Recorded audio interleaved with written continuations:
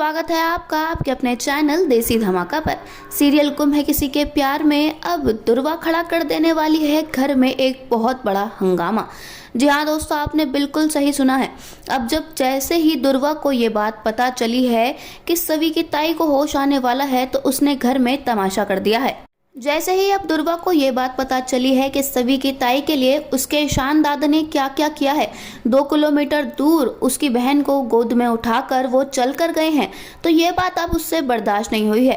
क्योंकि कहीं ना कहीं इससे ये बात साफ हो जाती है कि सवी अब इस घर से बिल्कुल भी नहीं जाने वाली है। सवी ने परमानेंटली ईशान के दिल में जगह कर ली है। दुर्वा को ये डर सता रहा है कि जिस तरह अपनी ताई की सहानुभूति लेकर सवी ईशान के दिल में धीरे धीरे जगह बना रही है, तो कहीं वो अपनी ताई को लेकर भोसले निवास ही ना आ जाए और परमानेंटली यहीं ना रुक जाए। यहाँ अब जैसे ही सवी और ईशान घर पहुंचे हैं तो यहाँ अब दुर्वा उन पर बरस पड़ेगी और कहेगी कि तुम्हारी हिम्मत कैसे हुई मेरे दादा का फायदा उठाने की। मैं तुम्हारी सारी चालाकियां समझती हूँ सवी, तुम इतनी सीधी नहीं हो जितना तुम दिखाती हो। अपनी लाचारी बेचारी वाली हरकतें करके तुम मेरे दादा का फायदा अच्छी तरह उठाना जानती हो, तभी तो तुम अपनी बहन का सहारा लेकर इस घर में टिकने के बहाने ढूंढ रही हो। मैं तुम्हारी इन चालों को अच्छी तरह समझती हूँ। घर में चाहे बाकी सब तुम्हारे इन चालों में फंस जाएं, लेकिन मैं तुम्हारे बहकावे में कभी भी नहीं आने वाली। मैंने सुना कि डॉक्टर्स ने तुम्हारी बहन का इलाज दूसरे तरीके से करने का निर्णय ले लिया है और उसे जल्दी ही होश आने के चांसेस भी हैं, लेकिन खबरदार अगर तुम अपनी बहन को लेकर हमारे घर आई तो। मुझे अच्छी तरह पता है जैसे ही तुम्हारी ताई को होश आएगा तुम कुछ ना कुछ करके उन्हें यहाँ ले आओगी कि वो बेचारी कहाँ जाएंगी कहाँ रुकेंगी, वो इतनी बीमार जो हैं। लेकिन मैं तुम्हें बता दूं कि हमारा घर कोई धर्मशाला नहीं है। तुम बहुत ज़्यादा सेल्फ रिस्पेक्ट की बात करती हो ना सभी, तो एक बात अच्छी से याद रखना कि तुमने हम सबसे ये वादा किया है कि जैसे ही तुम्हारी ताई को होश आएगा तुम ये घर छोड़कर चली जाओगी। तो अपने उस वादे पर बिल्कुल कायम रहना, उसे भूल मत जाना।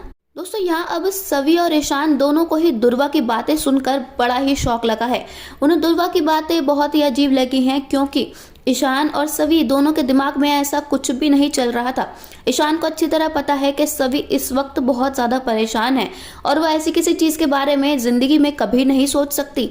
सवी तो खुद इस घर को छोड़कर जाना चाहती है, वो तो सिर्फ ईशान की वजह से इस घर में रुकी हुई है, वरना तो वो कब का इस घर को छोड़कर चली गई होती।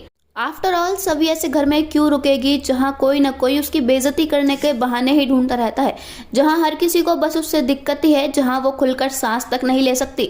यहाँ सभी अब दुर्वा से कहेगी कि तुम्हें किसी बात की फिक्र करने की जरूरत नहीं है दुर्वा, मैं और मेरी ताई तुम लोगों पर बिल्कुल भी बोझ नहीं बनेंगे। हम मर जाएंगे लेकिन तुम्हारे घर वापस नहीं आएंगे। मुझे तो खुद इस घर में रहना पसंद नहीं है, मुझे तो ये घर एक जेल से कम नहीं लगती, तो तुम मुझे क्या यहाँ से भगाओगी? मैं खुद ही चली जाऊंगी। और एक बात हमेशा याद रखना, मेरे और ईशान सर की शादी चाहे कैसे भी हुई हो, लेकिन रिश्ते में मैं तुम्हारी वहीनी लगती हूँ और इस नाते अगर तुमने मेरे से बदतमीजी की तो मैं उस पर बर्दाश्त नहीं करूंगी। अपनी तमीज में रहा करो दुर्वा।